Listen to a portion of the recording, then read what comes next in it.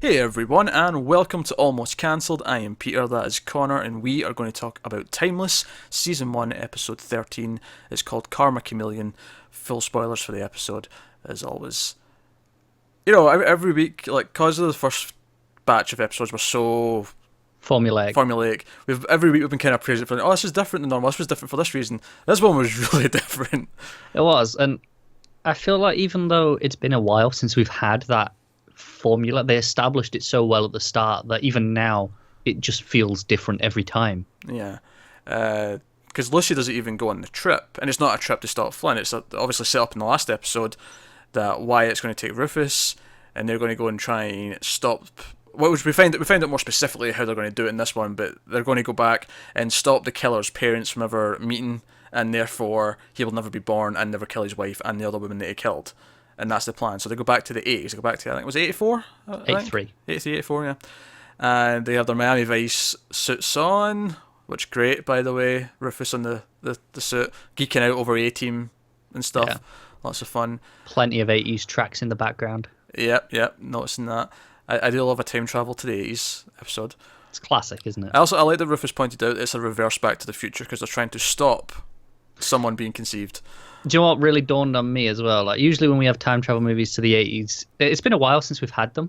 So it was like that was when they were going back to like when they were young or something. Whereas this is before they were born because that's the rules of the show. And I was like, oh yeah, that's weird. Yeah, if that's the rule, I mean, I could buy that they're born, but they're like babies right now. Because given their age, I mean, But yeah. But I mean, late 30s. You wouldn't be in the 80s, would you? we'll put it this way: I was born in '89, and I'm in my 20s still. So I mean, it's not. Well, yeah. But I could this is, I could buy why it's like two at this time. yeah, but I could buy you could just about get away with it as well. Yeah, I mean, it can go either way, but yeah, it's making me feel old though that they're going back to time periods where I'm almost being born. Yeah. That's depressing. um, but yeah, so that's what they're doing. But Lucy doesn't go with them. Lucy stays in the present and tries to run interference. But then like a plot comes up with Anthony from Flint, and Connor's making a face at me because I don't say Anthony like English people do. I can't help it. It throws me off every time they say it in the show. I know that's just how it is, but I can't help it. And I dislike seeing this conformity from my Scottish counterpart. Like, just because in school they never taught you what a TH sound was. Oh, they did, but it's just an exception to the rule. There are many of them. Oh, you're an exception to life. Got away from you a bit there, didn't it? I didn't have a good catchy ending to that. Yeah. So That's what to say you're an exception. Anyway, I liked the episode. I thought it was solid, and one of the things that I've been praising a little bit more as the shows went on is how I'm kind of caring about the characters, and some of their touching moments is working for me, and I felt that even more so in this one. I felt like there was quite a few things spread throughout. yeah, I definitely agree, and I think a lot of that is down to the acting. I really thought the acting was great this week. Yeah, I agree with that. A lot of it is the acting. You know, Wyatt coming by at the start to see Lucy to say that me and Rufus are going to go do this. Wait 20 minutes and get yourself cleared by like telling them what we're doing, but give me 20 minutes. But the whole thing, like she even says this feels like a goodbye, and it kind of did. It felt like, Yeah. you know, I mean, even come the end of the episode, it still kind of feels like that. yeah. Obviously we've got 3 left, but it definitely feels like we're getting into the final act of the season where all the stuff's going down and Definitely. things have really shooken up. Home stretch now. Shaken up. Shaken. It's like drink and drank. I never know when to say. No, not drink and drank. Drunk and drank. Yeah, I never know which one to say given a context. Are they both right? I'm not entirely sure on that one. That one's a little bit more confusing. I drunk something yesterday. I drank some. Drank sounds better in that Drank sense. sounds better, yeah. But sometimes it doesn't. Sometimes. I think I tend to stick with drank more often than not because drunk implies alcohol. Aye, we've run on a tangent here. I apologise. We have. So they go back to the 80s. And they get information because the mother of the killer is a flight attendant, and they get information off another flight attendant who I recognised but couldn't place who she was. She was Rita from season 2 of iZombie. It's nice to see her popping up. It's nice to see her popping up. And they ended up, now obviously for budget reasons, they ended up setting most of the episode in one bar, and that's fine because you get away with a lot in a bar. They're all in their 80s clothes, they get 80s music playing, there's some neon lights. Also, you give them a bit of slack given how much they've shown of so many time periods. Yeah, but it's yeah. like, you want to save some money? Yeah, you earned it. Yeah, so it works really well in that sense. And it essentially becomes Wyatt, because the mother and father's the bartender in this bar. Yeah. Mother's the flight attendant who's just there because she's there at the hotel because that's where she's taken to on her job. Yeah. And he basically has to run interference so they can't... Cause he has to cock block. He has to cock block because they're eventually going to go up to her hotel room and have sex. He has to try and charm her so that he can't get in and flirt with her. So we get all this, him trying to be charming, and Rufus has to sort of entertain her friend, and that's kind of amusing because they end up having similar TV tastes. Yeah. And it's like, obviously Rufus, he'd probably feel guilty about doing it anyway, but the fact that he has a girlfriend is like, I can't go down this path. Yeah. So do you know what I thought was really interesting? There was a bit where the bartender comes up to Rufus. He's like, she's like into you. You should go and do that. And he's like, no, I want to stay with you. It's like proper gay vibes, which in the 80s, that bartender was probably a bit uncomfortable there. He looked a little bit scared. He did. Yeah. But I like that Rufus realised what he just said, and he's like, because you're so fun. And then he just eats a nut. Super cool, I think is what he says. Super cool, yeah, that was the phrase. That doesn't really help, though, does it? Because you're super cool.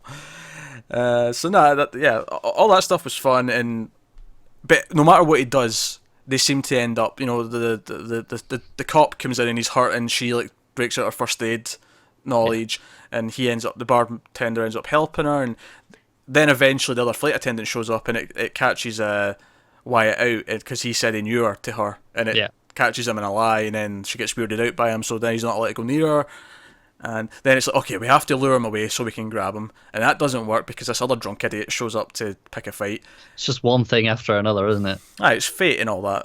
It is. But what I really like about it is because it's all in this one bar, none of it feels forced. It doesn't feel like, oh, of course there's something else. It always feels like, yeah, I can see this happening. Yeah. Like every time. It's got a good atmosphere as well because there's like a storm and they're all like sort of stuck there. They're not allowed to leave. It's a good excuse to keep them in the bar for the most part because it's like, well, no one's going to go anywhere. But the funny thing is, I don't even think they would need an excuse because it's just a bar. They're there for however many hours. Like, it is, yeah. And it's her hotel, I believe, as well. Yeah, that's where she's staying. Yeah. So that works well enough. Interestingly though, when Wyatt tries to get her to leave at one point, this is before the storm sort of warnings are up. She says she can't because she's waiting for a friend. So I'm wondering if that's relating to the end of the episode when we find out that it's not worked. But let's talk about how he thinks. Interesting, because I took that as it being the other flight attendants. Oh, you may be right. But now that we've had the ending, I don't know. Well, yeah, that throws it off a little bit. But I just assumed that they was just wrong entirely, given the ending. You might. Obviously, the simplest explanation for why it didn't work is that the killer plus Flynn was lying to him, and it wasn't really him.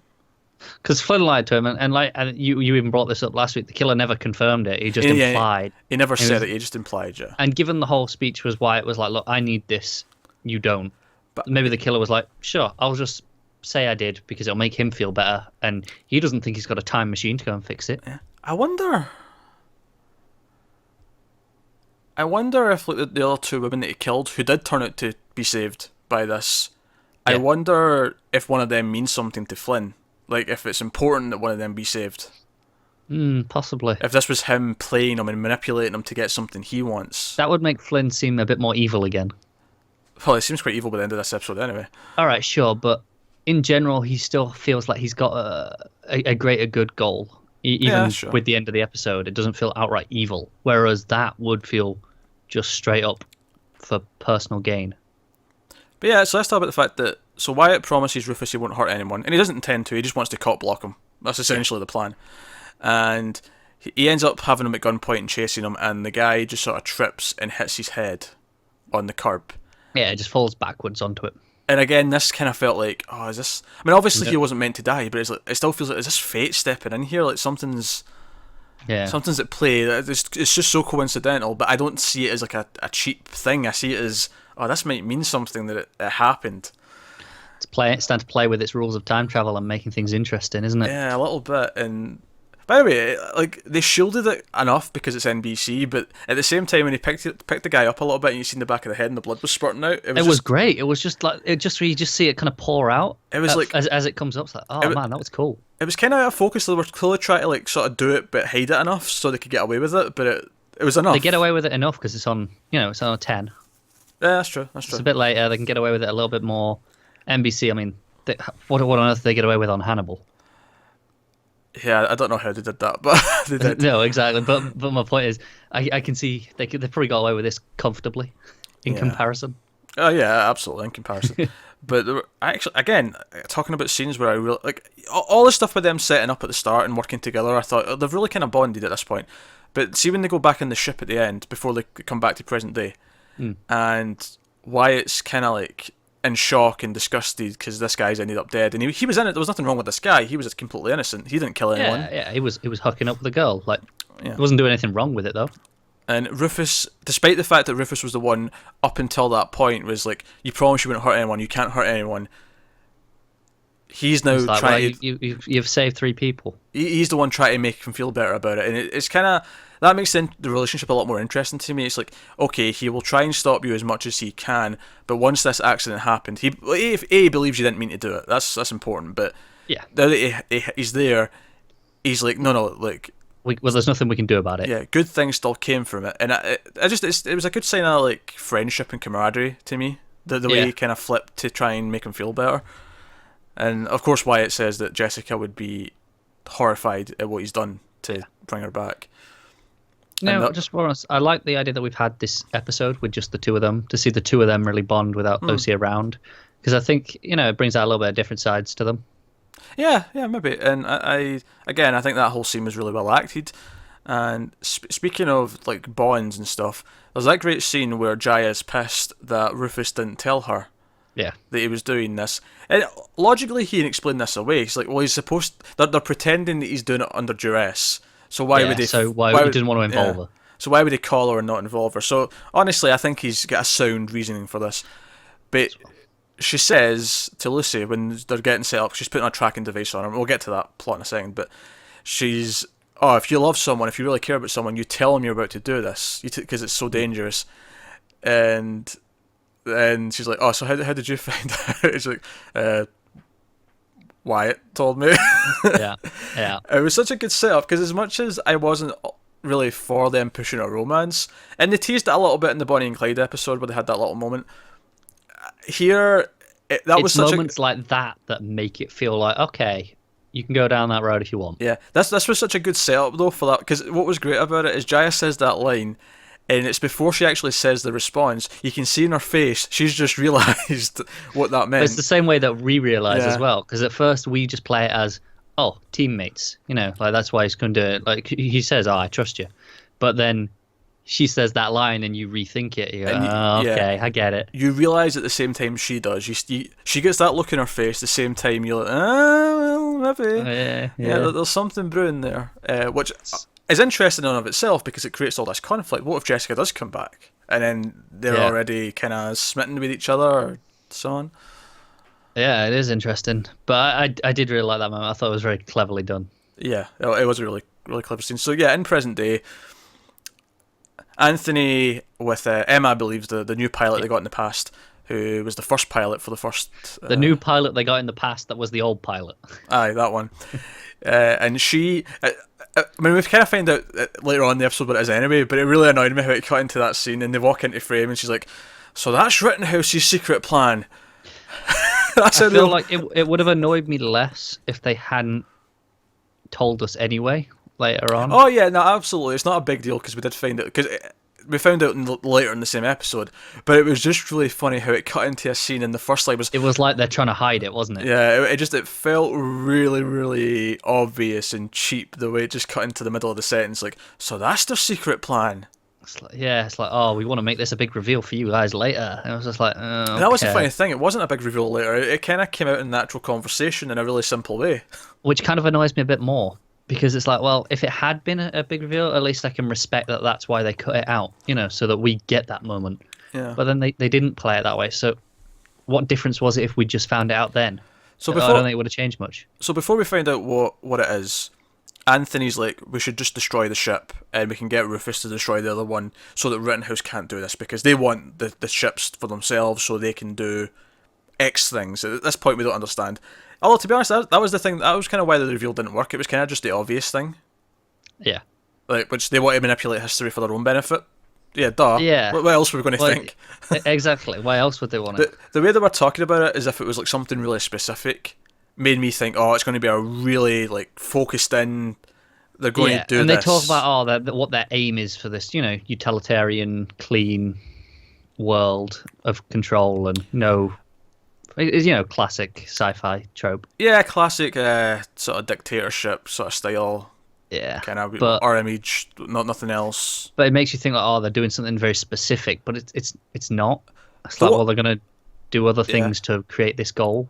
The one interesting part though I did really like that we really didn't know is that they're actually losing and they've been losing for a while, and this is them trying to regain control. And they mention, there's been people fighting them for decades. JFK, ML, he names these figures, and it's like they were on the good side of this war when others weren't. Nixon, because we had an episode when Nixon had the tapes and they were talking about Rittenhouse, and I was like, this is actually a really cool idea. The idea that some of these figures knew about Rittenhouse and were actively trying to fight it throughout history. It is cool, yeah. So it makes me want to see some of those episodes, which I'm sure we may very well get. I think we will. I think season 2 might. I feel like whatever season 2 is going to be, assuming we get a season 2, but I'm feeling somewhat relatively confident. I feel like the status quo will shift a bit. I don't think it will be. It has to. It won't be. Oh, Flynn's went back to a time. Let's go get him. Like, it won't be that. It can't. No, be. I think it's more likely that they'll agree to team up with Flynn entirely, and they'll be actively fighting Rittenhouse in a more direct way. Yeah, either that. I can still see Flynn being separate, but he's just not the mission anymore because they realise, no, we have to. That's not the enemy. That or they kill Flynn at the end of this season. That's a possibility. I could also see the entire team going rogue, like Flynn did.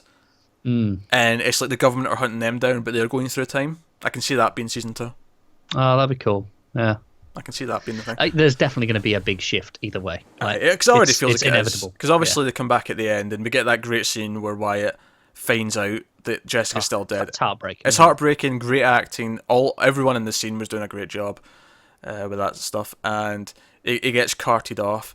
And then we get the scene, of course, we find out Anthony, who was, obviously this whole plot was he wanted to blow up the ship. He tried to tell Lucy to do the same. Obviously, Flynn realised he was going to do that and shot him. Because I knew he was going to. As soon as he said to Emma, "Oh, can you still fly this okay?" And she's like, "Yeah, he's riding a bike." I'm like, "Okay, Anthony's dead." Yeah. he's got a replacement. It's fine. Yeah. So, yeah. But no, I thought this was a great episode with a lot of great scenes. Obviously, the one thing we've not talked about is Agent Christopher in the car's like, yeah, I've got evidence of Mason meeting with Rittenhouse. He's a real piece of crap, that guy. He's like, oh, you got evidence? I'm like, alright, she's going to see it's her dad. And if I'm going to make a criticism, other than the whole, it wasn't really a big reveal what they were up to, it would be just how kind of nothing this was, the way she just looks at the photos like, oh, that's my dad. Yeah, it was real nonchalant, wasn't it? Yeah, it played very simply. That said, though, what I do like about it is I like that at the end of the episode, she immediately is like, I'm going back there. I'm going to confront him. Like, I'm not waiting. There's not going to be, episodes and episodes. Do about it? Yeah. It was just, straight there. And obviously he says some things to her. Oh, you're Rittenhouse too. It's in your blood. Which makes me assume they're descendants of the first Rittenhouse that we saw. Yeah, and that's why I just assumed at that point was like, oh, it's in your blood. I was like, okay, it's a family name. We know it's a family name because we saw that way back when. Probably. And also the way he says it's nothing to be ashamed of. It felt really like... It felt like a proper allegory for something like neo-Nazism where... It did. That's the sort of thing they would probably say to each other. This is nothing to be ashamed of. We are superior. So on. Like that's what it felt like, the way he said that. It did, yeah. Obviously, it might not be extreme in the sense that I don't know if Rittenhouse are necessarily racist or anything like that. No, but they clearly feel that they're superior to most people in general. I mean, we saw that way back when with the first Rittenhouse, where he thought he was in control and he knew his vision for the future was better. Yeah, He even called them all like cogs cogs of a clock, didn't he? yeah, oh yeah. My point being is it's not as traditional as typical. Like it's just straight dictatorship. We want to control everyone. And Yeah. I mean, don't get me wrong. Like, they could turn out to be racist, sexist, homophobic, and everything else, and it wouldn't surprise me. But at the same time, it doesn't feel necessarily like they have to be. No, it doesn't. It's no. just totalitarian control in general. Because they can play with all these themes and these allegories without being specific Yeah, about it those works things. for all of them. Yeah. So. And the great thing is we get to see the reactions to all those other themes through the time travel anyway. Yeah, it's like X-Men almost. The way that's just an allegory for every disenfranchised person. It's not just one specific. Any minority of any kind, it works for, and I get that's the same sort of thing here. Yeah. So, and that's where we end. So, we've got so much things to tell you, Lucy. Yeah. So, very good episode. Should be an interesting final 3 episodes, but it was good. It had a lot of fun 80s stuff, and more importantly, it had some really good character moments and good acting in those moments as well. I really care about the cast, and I probably care more about the characters than I do the plot in this moment. I agree, but the plot's still interesting enough that I like where it's going, and it has me intrigued still. It's far more interesting than it was in the first, like, say, 7-8 episodes, whatever. Oh, definitely. Because we have more of a direction. We understand Flynn's motivations and so on. So. It says a lot about how we feel about the characters when we can have now at this point an episode just about a character motivation for all intents and purposes. That's all. There's no real plot other than a character beat, and it's fantastic. And the question is, who killed Jessica? Right. I suppose that is a question. It was Rittenhouse, isn't it? I mean, that's. It probably was. I mean, come on, it makes so much sense if it turns out to be Rittenhouse. But why would be the more interesting question. Yeah, why is an interesting question? Who knows? Also, side note, I kicked myself during this because Mason was talking at one point, and he said I can't remember what it was he said, but the way he said it triggered in my mind that I know who he is, the actor. All right. Like I see, he's in Peep Show, and like he's a main guy for a lot of that show. I was like, of course. Peep Show's a British comedy for anyone who doesn't know what that is. But it was one of those things where I've watched this for what 14 episodes, 13 episodes now. I've lost. Yeah, it's took me that long to notice. Do you know what I was thinking actually? See, when they were going off to do it, and they kept talking at the start about how, you're going to be so much trouble when you get back, Wyatt. I was like, but wait a minute. If he changes the past, they're never going to know that his wife was dead to begin with. They're not going to know why he went back, but they'll still know he stole it and did go back. True, because they'll still have all the security footage, and it'll be missing, and they know that. So yeah. Well, they may not have the security footage. Well, I say that just because they made a whole point of make a show for the cameras when he was you're right. in with the gun. But admittedly, I don't know if it fits into this show's time travel logic, but technically speaking, if he goes back and stops this and his wife is never killed, theoretically he should come back and he shouldn't even have joined up to this program because he'd still be with his wife somewhere. Look, timey-wimey bollocks. Look, I'm not saying it ruins the show. I'm going to point them out when I think of them. I admit, it is rather paradoxical. You could say that about anything, though, in this. Like, something's changed, so we need to go back and stop it changing. It's one of those things you just got to go with. Yeah. All right. That's Timeless, episode 13. Let us know what you thought of this one in the comments below. Like and subscribe and all that stuff. Get us on Twitter at mild_fuzz. You can also get our individual Twitters on the screen. You can email us mildfuzz@gmail.com. I think that's all the contacty things. But either way, guys, thanks very much for watching. Like and subscribe. We will see you next time.